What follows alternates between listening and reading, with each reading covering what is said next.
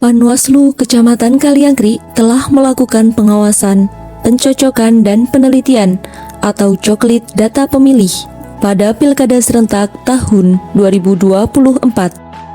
Tahapan coklit dimulai dari tanggal 24 Juni sampai dengan 24 Juli 2024. Dan inilah perjalanan Panwaslu Kecamatan Kaliangkri.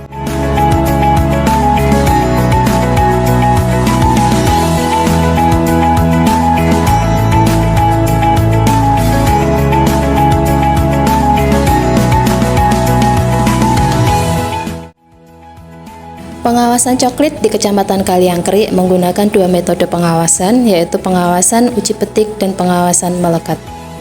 Untuk pengawasan melekat sendiri dilakukan dengan cara PKD mendampingi secara langsung kegiatan atau aktivitas dari para pantarlih saat melakukan coklit. Kemudian pengawasan uji petik dilakukan dengan cara PKD mendatangi pemilih yang sudah dicoklit oleh pantarlih untuk memastikan pantarlih melaksanakan tugasnya sesuai dengan prosedurnya. Kemudian untuk hambatan atau rintangan sendiri yang dihadapi oleh PKD selama pengawasan uji petik atau pengawasan melekat selama coklit, antara lain adalah letak geografis Kecamatan Kaliangkri yang rata-rata adalah dataran tinggi. Kemudian akses jalan yang dilalui juga banyak yang rusak sehingga cukup menghambat PKD dalam melakukan pengawasan. Kemudian hambatan lainnya adalah banyaknya pemilih yang hanya bisa ditemui di malam hari karena pemilih di Kecamatan Kaliangkri kebanyakan adalah petani yang siang atau pagi harinya melakukan aktivitas di sawah sehingga baru bisa ditemui di rumah pada malam hari.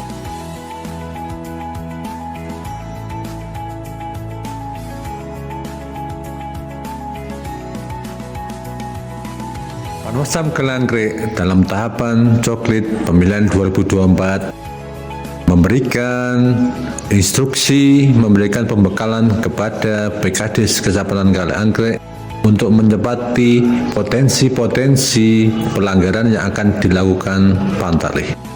Yang pertama adalah pantarlih tidak mendatangi pemilih secara langsung. Karena dalam coklit, dalam regulasi, pantarlih harus mendatangi pemilih door to door di masing-masing rumah. Kemudian potensi pelanggaran yang kedua adalah pantarlih melakukan coklit menggunakan sarana teknologi informasi tanpa mendatangi pemilih secara langsung terlebih dahulu. Jadi kadang pantarlih mencoklit menggunakan teknologi informasi seperti WA ataupun video call tanpa mendatangi rumah pemilih. Kemudian potensi pelanggaran yang ketiga adalah pantarlih melimpahkan tugas coklit kepada pihak lain. Ini biasanya terjadi kepada pantarlih yang punya kesibukan di luar sehingga dia tidak punya waktu untuk mencoklit, kemudian menyerahkan tugasnya kepada orang lain seperti keluarganya atau temannya. Kemudian yang keempat, pantarlih tidak melaksanakan coklit secara tepat waktu. Seperti yang kita ketahui bahwa dalam coklit ini ada batasan pencoklitan selama 1 bulan, sehingga jangan sampai pantarlih melakukan coklit di luar batas ketentuan tahapan coklit. Kemudian yang kelima, pantarlih tidak mencoret pemilih yang tidak memenuhi syarat, seperti pemilih yang sudah meninggal dunia tapi tidak dicoret. Kemudian yang keenam, pantarlih mencoret pemilih yang memenuhi syarat, seperti kadang ada nama yang double, kemudian dia mencoret, padahal dia pantarlih mencoret itu padahal dia pemilih yang memenuhi syarat. Kemudian yang ketujuh adalah pantarlih tidak memakai dan membawa perlengkapan pada saat coklit, memakai seragam ya, identitas. Jangan sampai nanti pantarlih karena malas pakai seragam, malas membawa SK, itu nanti melakukan coklit tanpa atribut dan tanpa SK, melanggar ketentuan. Kemudian yang ke-8 adalah Pantarlih tidak menempelkan stiker coklit untuk setiap 1 KK setelah coklit.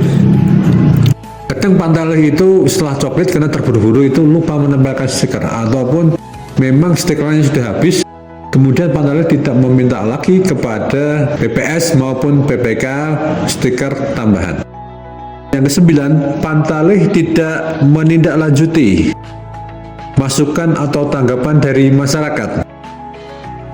Biasanya masyarakat memberikan masukan orang itu sudah meninggal, kemudian juga ada pemilih yang sudah 17 tahun di saat hari pemilihan tanggal 27 November 2024 itu harusnya menjadi pemilih yang potensial dan dimasukkan daftar pemilih.